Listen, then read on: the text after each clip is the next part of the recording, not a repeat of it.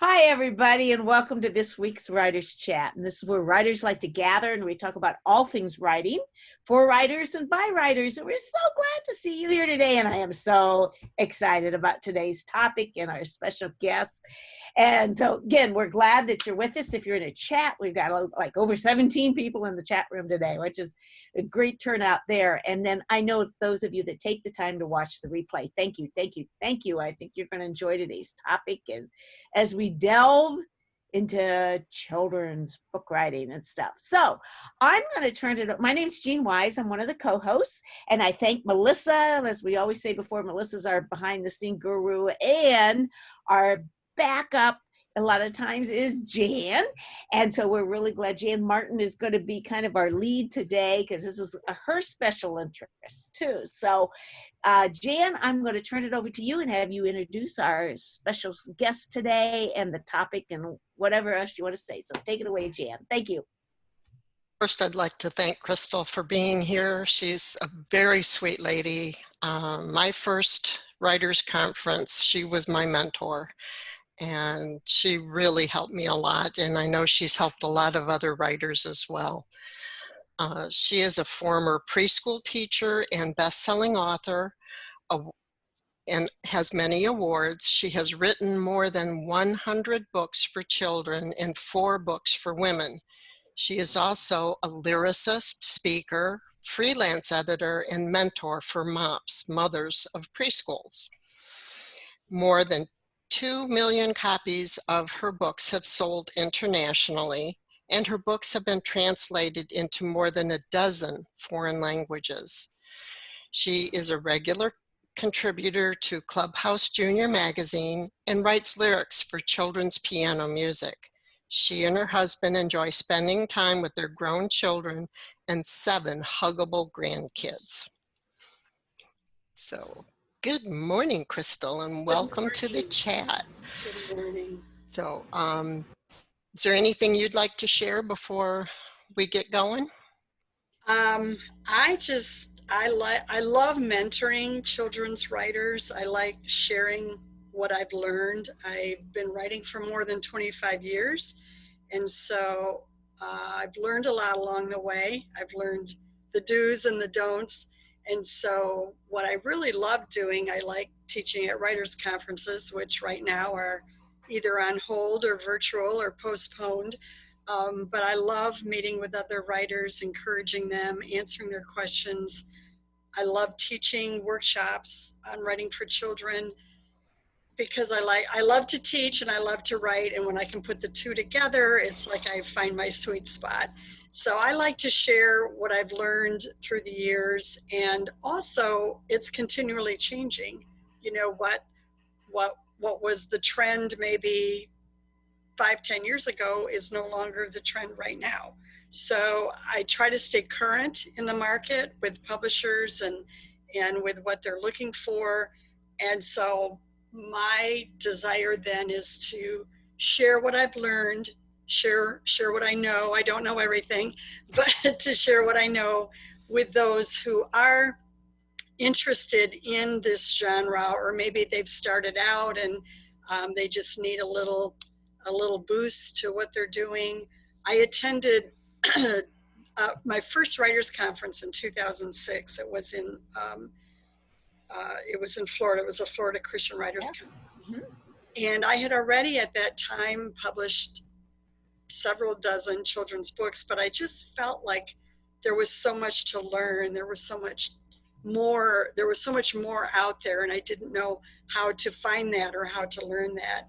And going to that conference, that writers conference in 2006, it just catapulted my career. And I still to this day have opportunities that have come from that conference because of editors I've met and other writers. And so anyway, that's just kind of an intro of where I'm at and my desires. And I am open to questions and whatever people want to hear.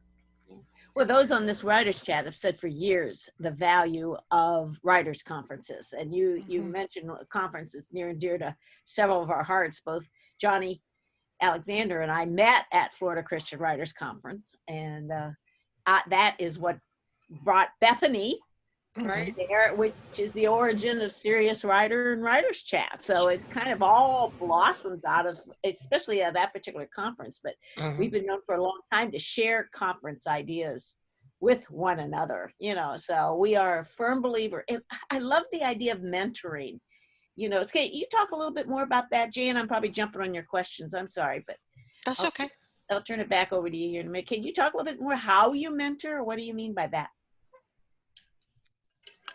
Well, I just call it mentoring because it's more than just teaching. Most of it is through online. I meet.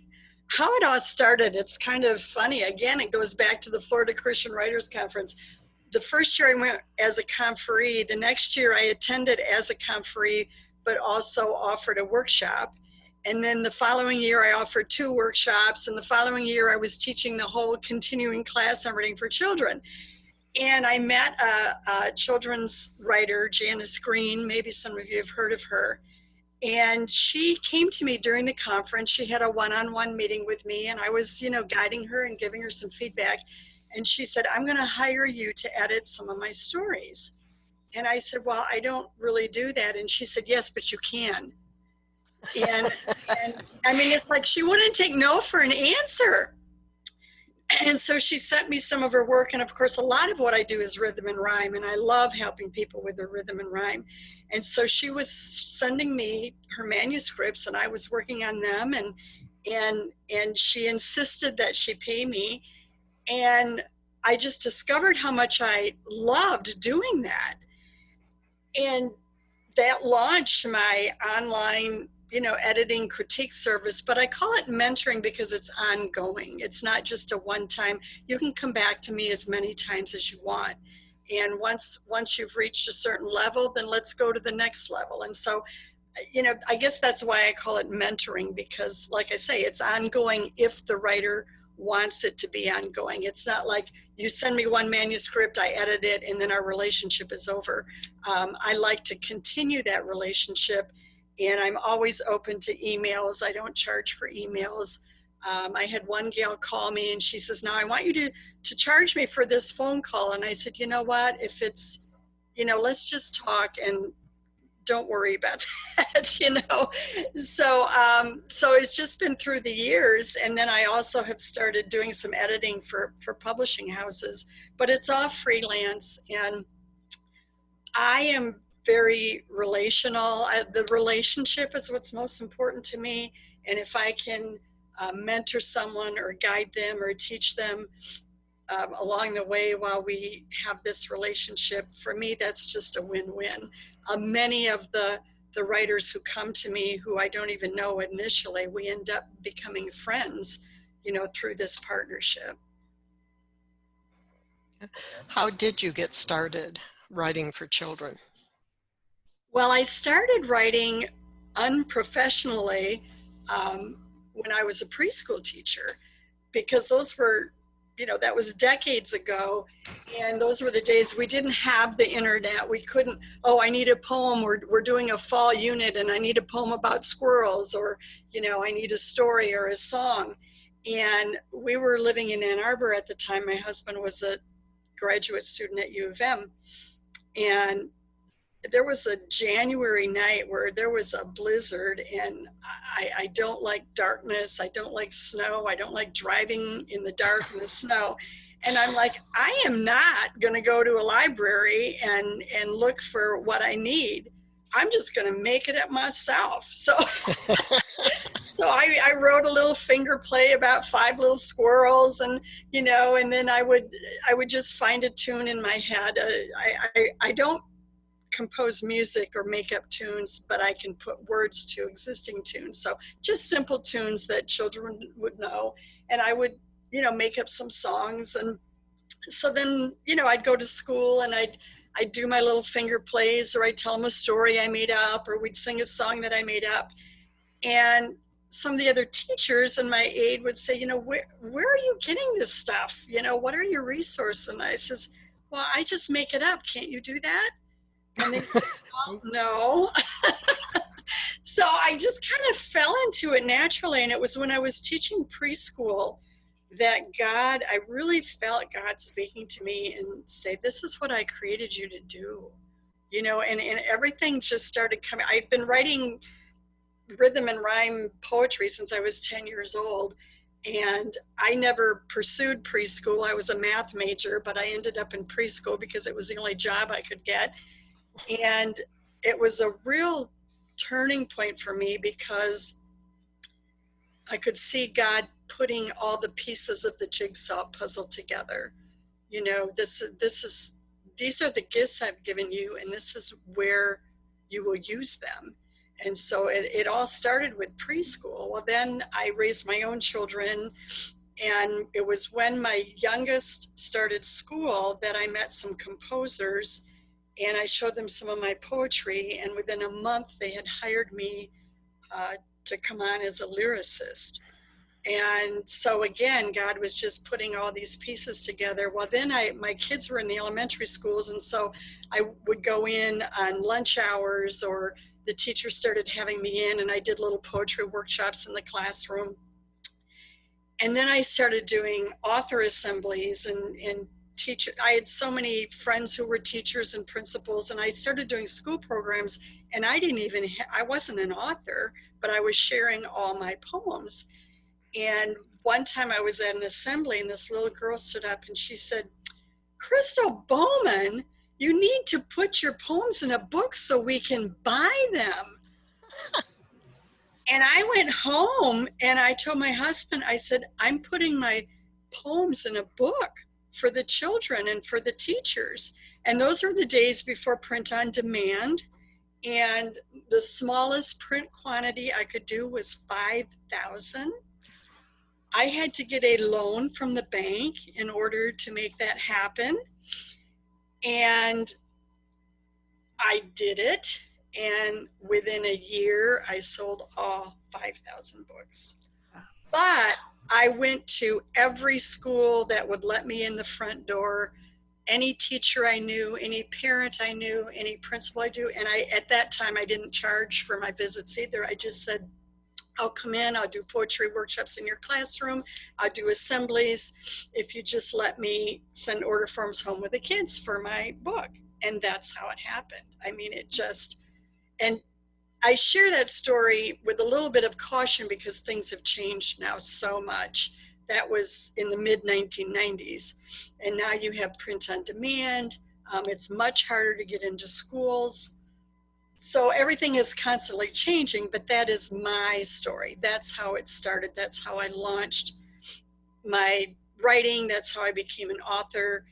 And it was because of that, I ended up going back. I had so much profit from my book that I went back and had more printed, and I sold another 5,000. And then I ended up being able to have a phone conversation with an editor at Zondervan. And I told them, who I was and again, those days are gone. Don't try to call and have a phone conversation with the editor. That is not going to happen.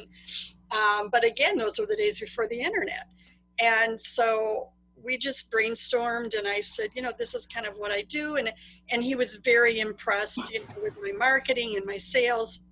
But it was really cool because he was actually more impressed, he was more impressed with the fact that I had had all that early childhood experience.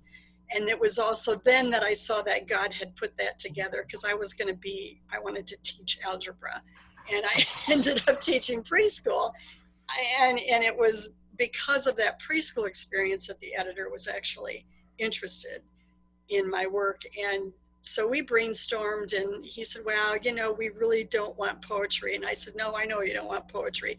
But he said, we are looking for someone to develop a beginning reader series. And with your, that rhythm that you have and the experience with early childhood, he said, why don't you try to create something and send it to us? So I did. And 5 years later, I got a contract for 4 books.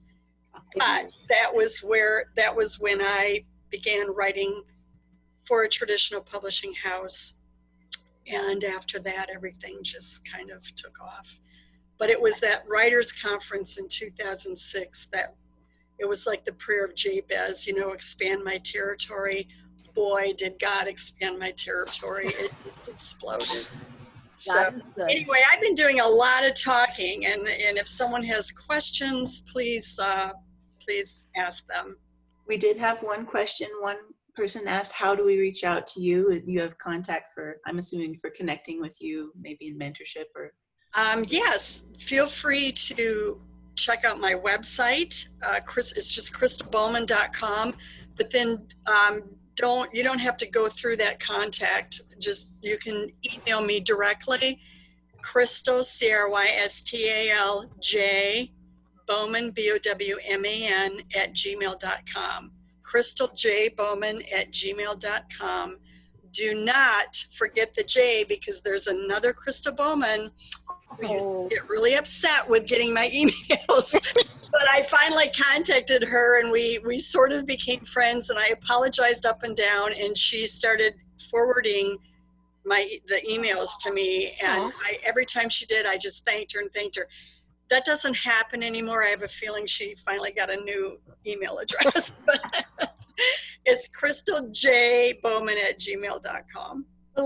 Melissa put it in the chat too, so people can copy and paste it real quick and stuff. And where was it? Amanda asked the question: is your original book of poems still available? Or did you end It up? is for me. I actually had it twice, and I do have. Well, the original one I don't want to send you because that was very amateurish. I'm kind of losing something here. I don't know what's I happening. know that we had some interference, but I think Okay. we're okay now. Right, Yeah. okay. But Baker Publishing House republished it. We added 25 more poems, all new illustrations. And then when that went out of print, I had it republished again with Wine Press Publishing years ago. And I have those. So if anyone wants a copy, I don't think you can get online, but you can get it through me. So I'd be happy to send you one. And then eventually, a few years later, I think it was 2000, just the year 2000, Zondervan said, we want to republish your poems, but we want to do it for the Christian market, so we'll add some Christian poems. And I said, well, but this is my ticket into the public schools. And the minute I make it Christian, I lose all those. So I said, why don't you let me do another book of poetry for you? And then we'll still have it be fun and humorous, but then we'll add some, some poems that would make the book fit into the Christian market.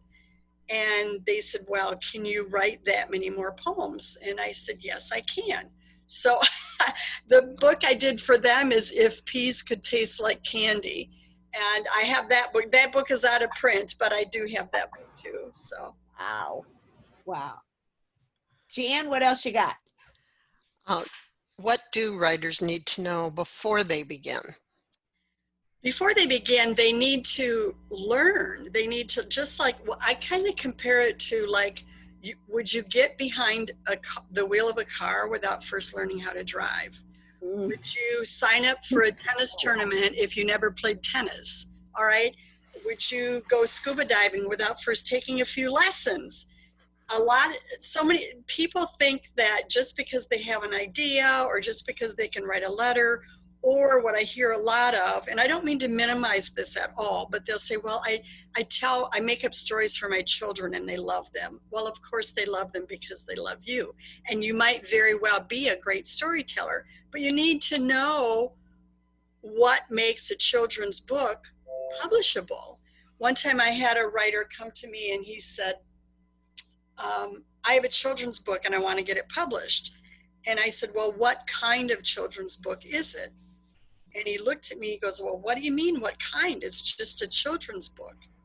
And I said, well, is it a board book? Is it a beginning reader book?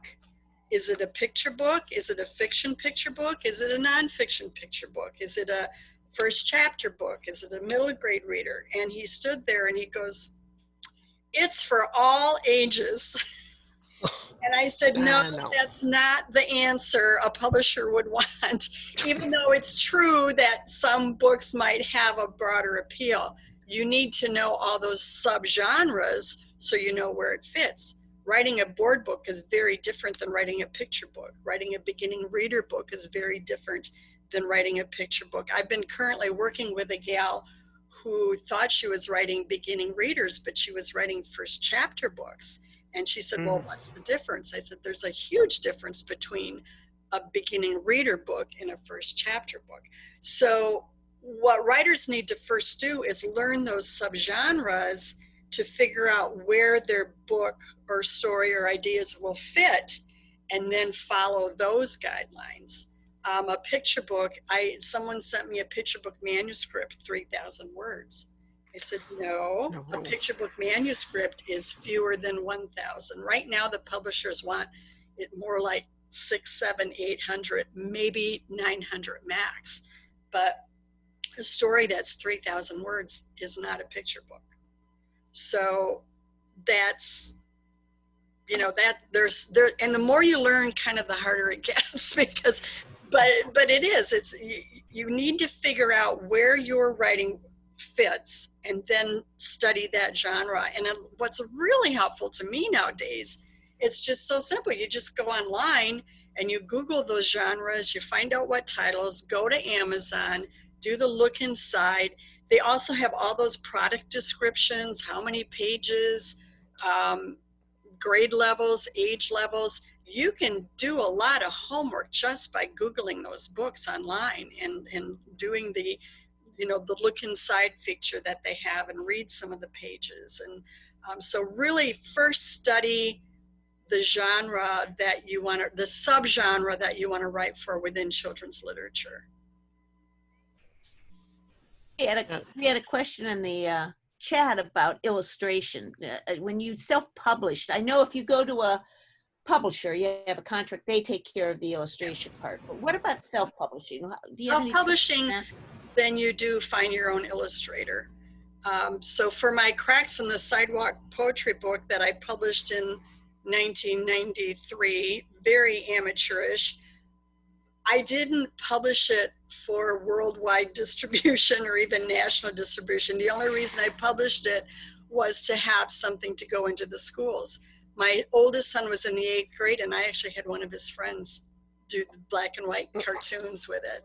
So again, it was very amateurish, I guess I would say. It's not something that a publisher would pick up, but it served the purpose, and selling 12,000 meant that I did something right. Okay. So, but if you're going to self-publish, be very careful about asking a friend or a relative to illustrate your story, because they might not be the right person.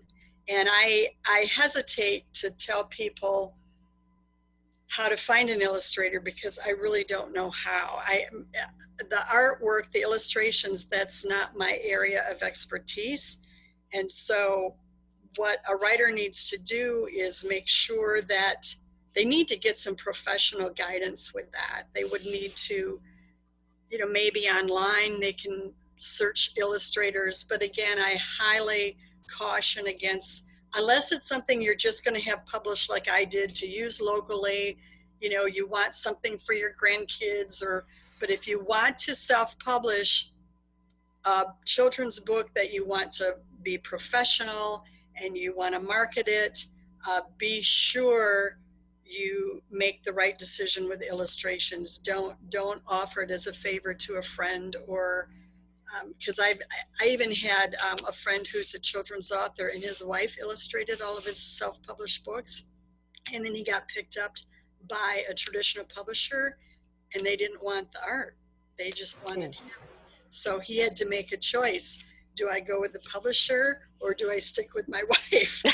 Well, fortunately, she wanted him to go with the publisher. She said, go with the publisher. I want your books out there. Let them find other illustrations. So it can get tricky. It can get tricky. So.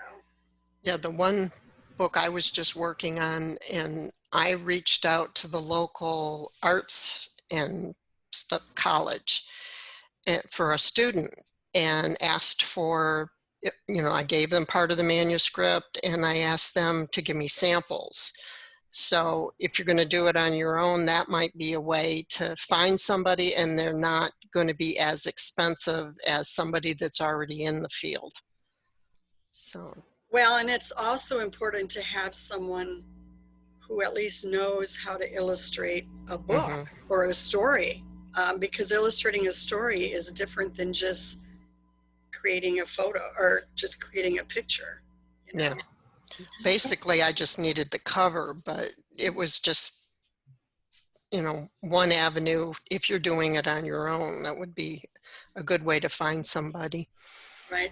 And just like there are so many different, subgenres within children's literature, there's so many different, media when it comes to, I don't even have illustrator vocabulary. That's how bad I am.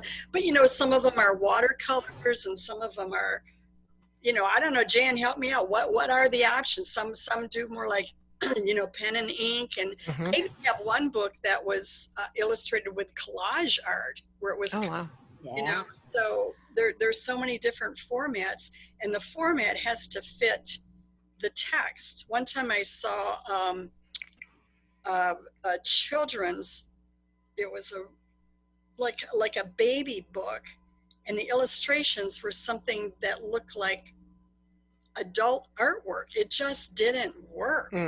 So it's you want to make sure that. Another thing that happens too is like I saw a devotional book where the devotions are actually for elementary school age kids. So that would be like, you're 7 to 10, but the illustrations were very toddler-ish, so those are things that you want to make sure, because readers will pick up on that right away, and reviewers will pick up on that right away. They'll say, I love the art and I love the devotions, but they don't go together, Yeah.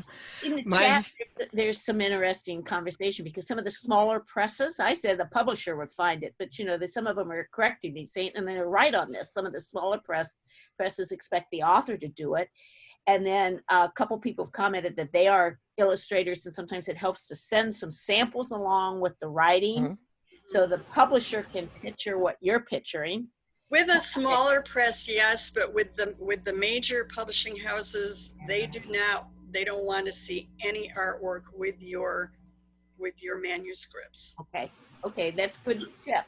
But with the smaller ones, yes, that's true. And that's where you study the publisher's submission guidelines on their website, because they will say whether or not that they would be open to that.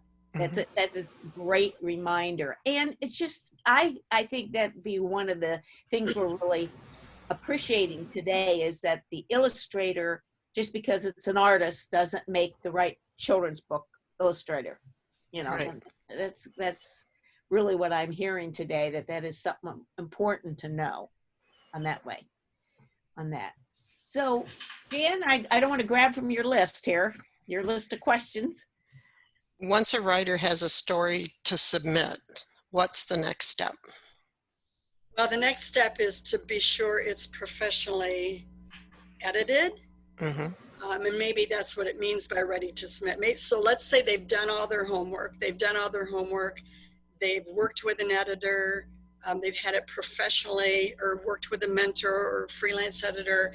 And the next thing is they have to have a proposal. You can't just send in a manuscript. You have to have the full proposal. And I would rather write 10 books than one proposal. Proposals, and now what's so important in proposals is you have to have a marketing plan. Publishers are much more dependent on authors now for marketing because of social media, because it's free. They want to see that you have a good social media presence. But then the hardest thing then is, okay, how do I get this to a publisher? And for new authors, for people trying to break in, most likely they don't have an agent. my go-to answer is you have to go to a writer's conference. Writer's conference is your bridge. Let's say you have this story that's polished and professionally edited and written. You have a killer proposal. You're ready to go, but you don't know where to send it to, and you don't know who would even look at it. That's when you go. That's another opportunity at a writer's conference, because your writer's conference is your bridge to these editors, to the publishers, even to agents. And a lot of conferences allow you to send it in ahead of time, or at the very least to sign up for a 15-minute appointment with an editor. One time I had a writer who hired me to help her pull her story and proposal and everything together. She did it before she went to the conference. And then she had this 15-minute one-on-one with an editor from Zonder Kids. And I was at that conference too. And then she came to me and she said, Crystal, she said, the editor asked if she could take my proposal with her, and she asked me not to show it to anyone else until she got back with me. Is that a good thing? And I said, yes, my dear, that's a very good thing. Most editors do not bring physical proposals back with them because they don't want to bring all that stuff. They'll say, but at the very least, if they like it, they'll say, send it to me. Here's my email, put blah, blah, blah conference. It's your bridge. It's what opens the door. And if they like it, and I have seen many, many first-time writers get published because they went to a writer's conference and they had that one-on-one with an editor or even an agent. Sometimes an agent will pick you up. But make sure it's professionally done. Make sure you have a strong proposal, and then go to a writer's conference where you can meet with an editor. And that's how you present your work. It sure comes down to relationships, doesn't it? It sure does. Yeah, it really does on that. And even with the conferences online, I've attended several this summer that also had the opportunity for one-on-one. And my experience with the one in particular was Speak Up, Carol Kent's Speak Up, Yes. was I met with 4, I think, afterwards, because it was through Zoom. It was so personal. Because there wasn't all this crowd noise. Right. Normally you're in a hallway with all this crowd noise and all this distraction. It was such one-on-one, even if it was only 10 minutes, and I sent them my one sheet ahead of time and pitched my idea. So in some ways, the online, I think, for meeting with an editor or an agent has almost been a little bit better. Because you have their undivided attention. Yeah. And the one thing that I tell writers too, because they're so scared and nervous, and if it's their first time, what I tell them is these editors from the publishing houses and these agents, the reason they come to conferences is they're looking for new talent. They're looking for new authors, for more, they wouldn't be there. They have plenty of authors they can go to if they want to. And they come to writers' conferences looking for new material, for new ideas, for something fresh. And so don't be intimidated by them, because if you weren't there, they if writers wouldn't come, there wouldn't be a conference. And just be sure that you come prepared and listen more than talk. And, show them what you have and answer their questions. But don't be intimidated with these one-on-one meetings, because they are there for you. They're there for you.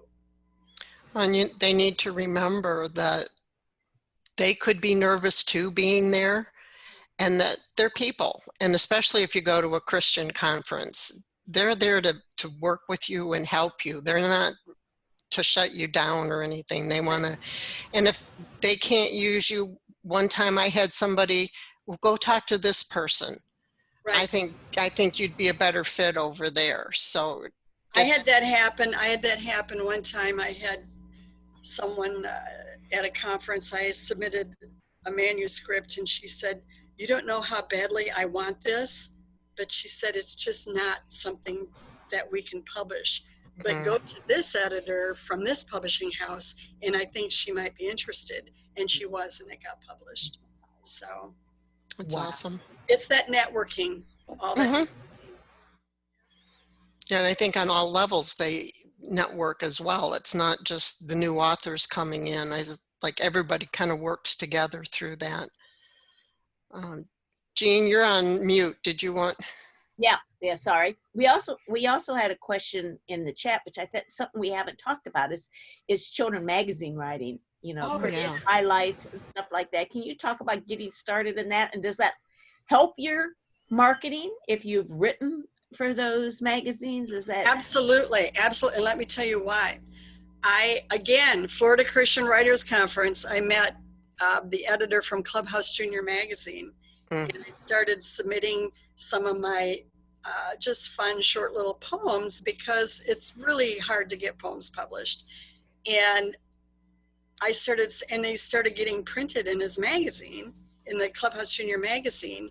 And it's so fun because they do such cute imagery with it and illustrations, and they'll make an activity, how many birds do you see in the page and whatever. And so I had several fiction picture book manuscripts in rhythm and rhyme that I wrote in my early years.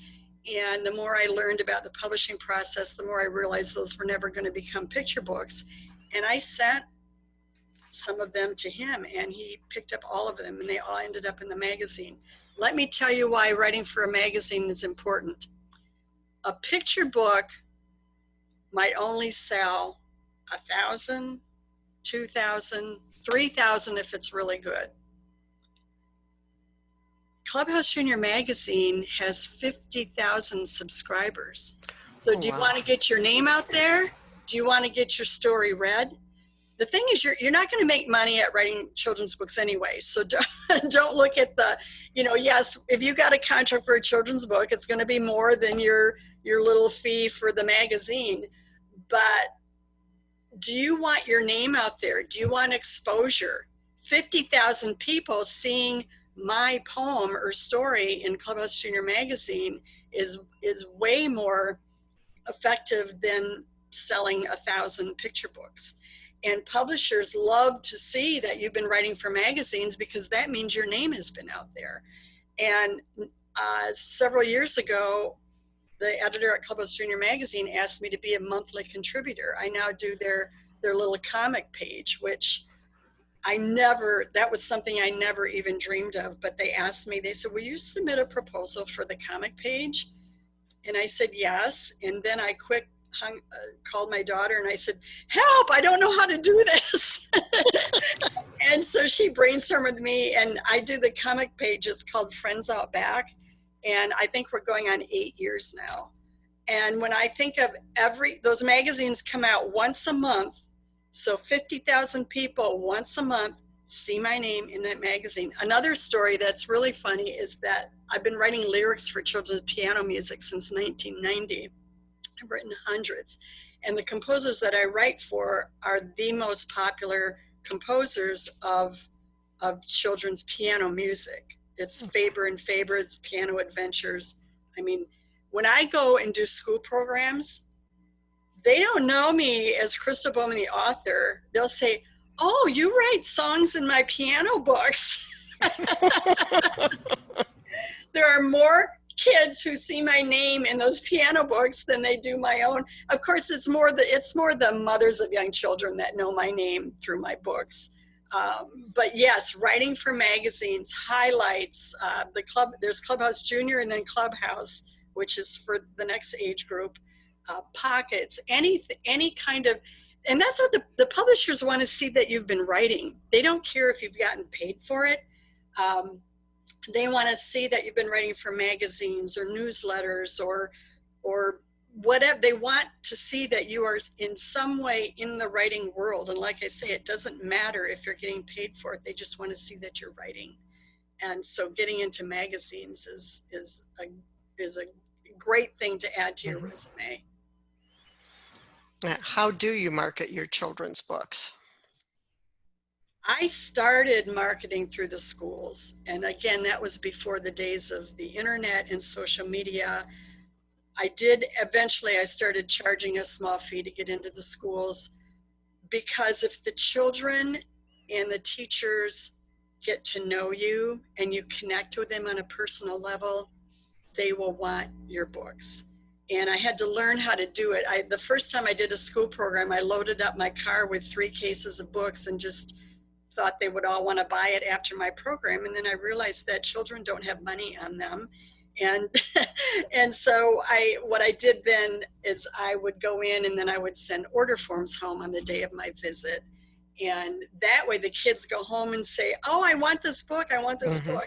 And it is so unpredictable. I have been in, low income school districts thinking that, oh, I'll be happy if I get a dozen orders, and I might get 40 or 50. I might be in more affluent school districts and get a dozen. And it's just very, very unpredictable. The Christian schools are the ones where I get the most orders.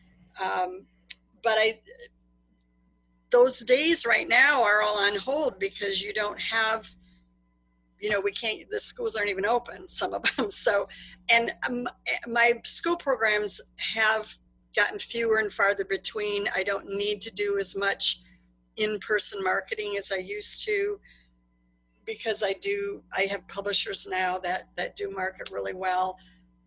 Social media now. I do a lot of guest blogging because I figured I don't even have my own blog.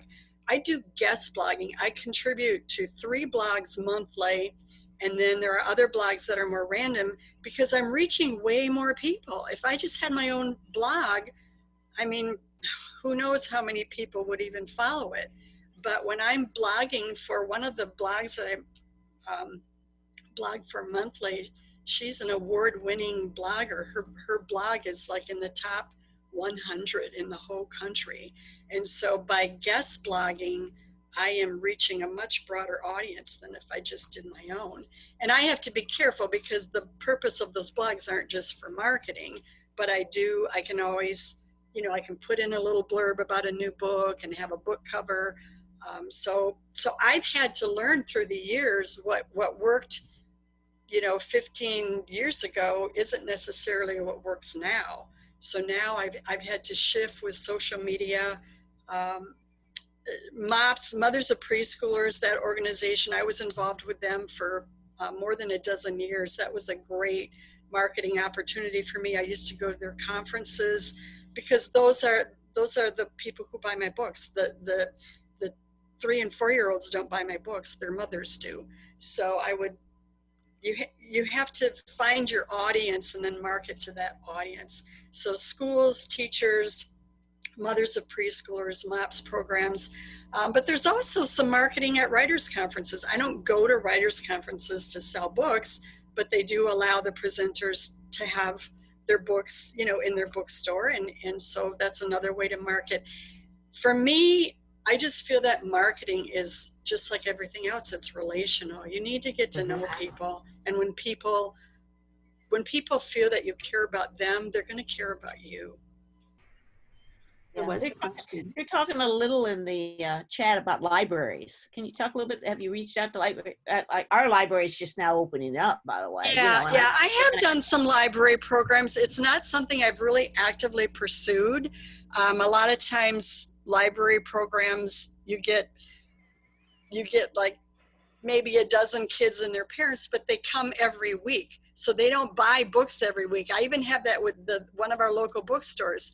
Every Thursday morning, they have a story hour program. Well, it's the same kids and the same mothers every Thursday morning. And so they don't buy books every time they're there, but they still get to know you, and they get to know your work, and they get to know your books. I have not pursued libraries. I felt that schools were more effective. If a library invites me, I will certainly do a program. Part of the problem, I don't want to call it a problem, but it is a legitimate situation, is that 99% of my books are Christian. And so to go into a library and I can, to read my prayer books or my devotional books, or, now it just, you know, the library is a public library. It's not a Christian organization. So a lot of it depends on the community too, because some communities are fine.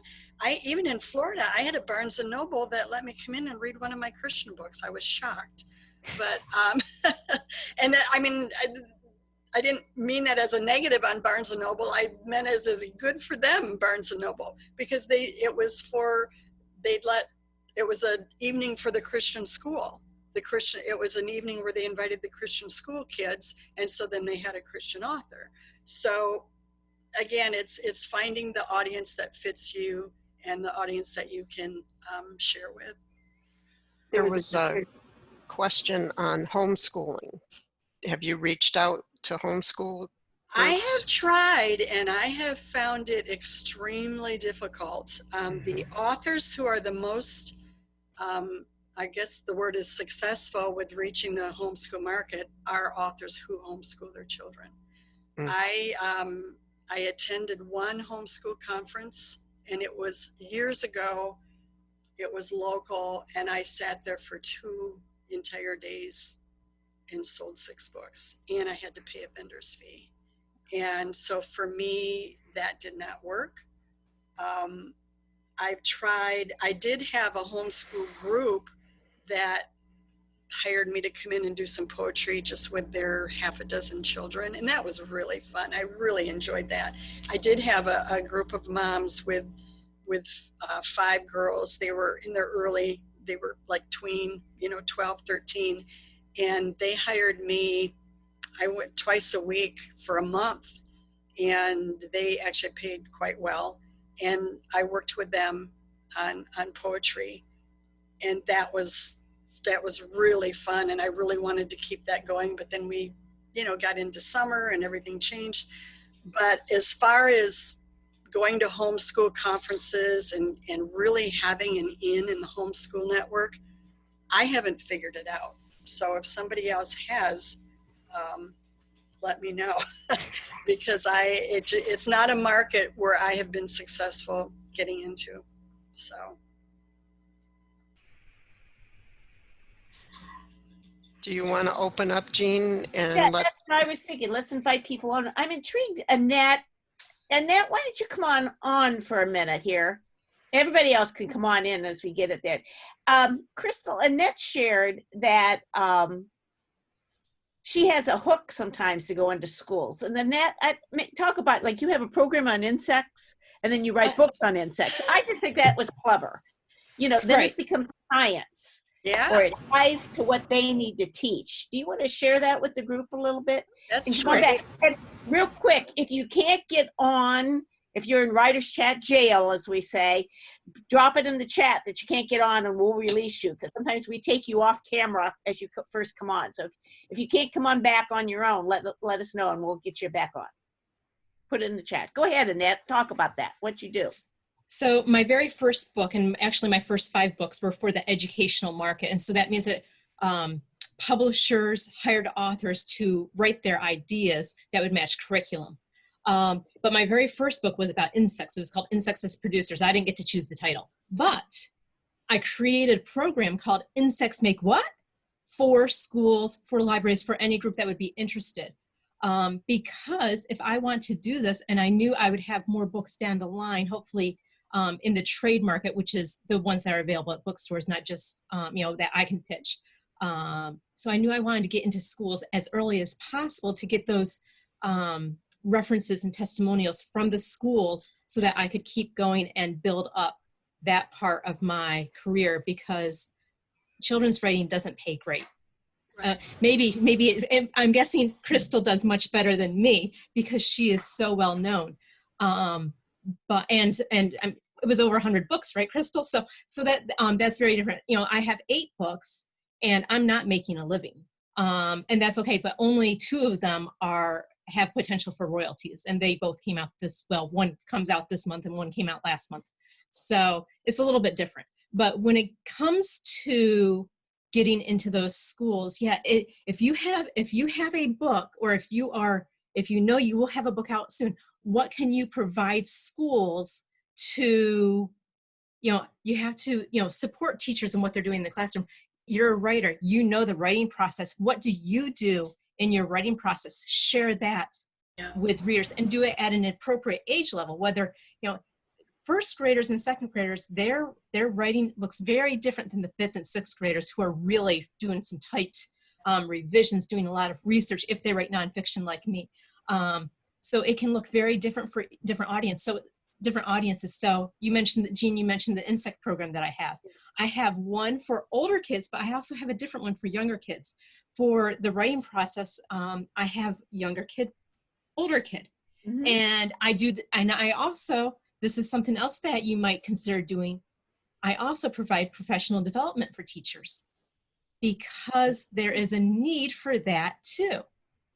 So it's just something else that I can do. And here's the thing, it's 2020. Schools aren't inviting, very few schools are able to have visitors right now. Yep. And for those who are comfortable talking online and interacting online can provide virtual school visits. And so on my website, I have my regular school visits, but on that same page, I say, I do virtual school visits too. And as an author, I tend to call them school visits, but everybody else calls them author visits. So that's just wording, really. But thanks for sharing that link too. You put your link in the chat. I saw that. I find that seeing what other authors do can inspire me to, hey, I could do something like that. And then I create my own thing for when it comes to something like a school program. Writing workshops are also popular when it comes to visiting schools. So, but I do, what's helped me get in the schools is because April is Poetry Month. So that's what really, it used to be I would be so booked in even March and April that I could hardly squeeze any more schools in. And what you said is exactly right. You've got to make sure you can adjust for ages. So I do upper elementary assemblies and lower elementary assemblies. I will not do the whole school at one time. I've tried it. It doesn't work because it's a totally different program. And then I offer, depending on their budget and depending on how much time they have for me, I do writing workshops in the classroom. And those start at about second grade because prior to second grade, it's pretty difficult for them to learn how to write in rhythm and rhyme. And so what we do is we do a class poem. For the younger grades, we'll do one poem. We create a poem in my workshop. I let them brainstorm the ideas and I walk them through it. We write it on the board and I let them try to find the rhyme words. And so we do that for the younger grades. And then for the older grades, we also do a class poem where I walk them through the process and then they have to write their own. And it is so fun to see. I guess the really exciting thing for me is when I can see that I taught them something. When one of the kids stands up and reads their poem, it's like, oh my goodness, she listened to everything I said, And the other thing that's surprising is that writing poetry, I do the rhythm and rhyme. That doesn't necessarily mean the gifted student is going to do the best one. Sometimes it's a shock. Like there was one teacher where this third grader wrote the most beautiful rhythm and rhyme poem. And I made a comment to the teacher and I said, wow, I said, she's really gifted. And she said, she's my lowest student. I said, well, we just discovered something then, didn't we? Wow. And awesome. Add on to that and we've talked about this before in Writers Chat, almost every single one of us here has had some teacher in the past, and I will put a visiting author that recognized that gift and encouraged that.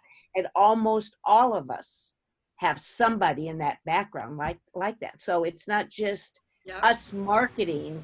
We're planting a lot of seeds in these. My fourth grade teacher, because I was not the top student in the class. I wasn't the bottom. I was, kind of in the middle.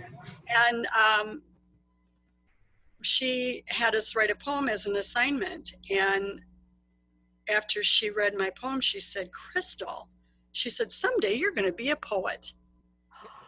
Fourth grade, 10 years old. Wow. And when I get letters, a lot of times the teachers have letters, have the kids write me letters. Oh my goodness, I weep through some of those. There was one little boy that was very introverted, and he showed me his poem. It was 6th grade, and he said, here's a poem I wrote, but I'm not very good at writing poems. He wouldn't even make eye contact. Well, his poem needed a lot of work, but he nailed those rhyming words. And I said to him, I said, wow, I said, there's some things where we can, work on this, but I said, you did really good rhyming words. And I said, that's the hardest part. I said, you did really well on those rhyming words. Well, I remembered his name, and a week later, I get all these letters, and here was one from him. And I just wept. He said, it made me feel so good that a good poet like you said that I had good rhyming words. And I still cry when I think of it, because it's like this little boy, this meek and mild boy who couldn't even make eye contact. That was what he said to me. It made me feel so good that a good poet told me I had good rhyming words. Wow. Well, we got to finish recording on that note, because that's such a good high story for us. And we'll invite the rest. Stay on for a little bit, because we got a little bit of time. Crystal knows we have our after party and all of this. So first of all, I want to thank Jan for taking the lead today and having questions ready for us and all that. And Crystal, thank you for being with us. So welcome. I'm so honored. Thank you so much. Well, it's been inspiring and encouraging and knowledgeable too. We learned things. We worked some stuff, and I think people connected a lot in the chat too today, which is always good sign, a good program on that. Melissa, next week, I'm drawing a blank. I know Annette Griffin is going to come and talk about Embrace the Wait. Embrace the Wait. Mm-hmm. Okay, wait, Wait, like waiting. Wait, I don't like embracing this COVID-19, Brett. Wait. Okay, and wait, the W-A-I-T. Yes. Got it. We'll have Sorry, fun with that was funny. We're going to have fun with that. It's stuff like that. And another little thanks to Annette for sharing her experiences there with nonfiction too. We appreciate that. And thank you everybody for being with us today. And thank you for taking the time to watch the replay if you watch the replay. So appreciate it. And thanks again, Crystal, so much. So welcome. Thank you for having me. Okay. Bye, everybody.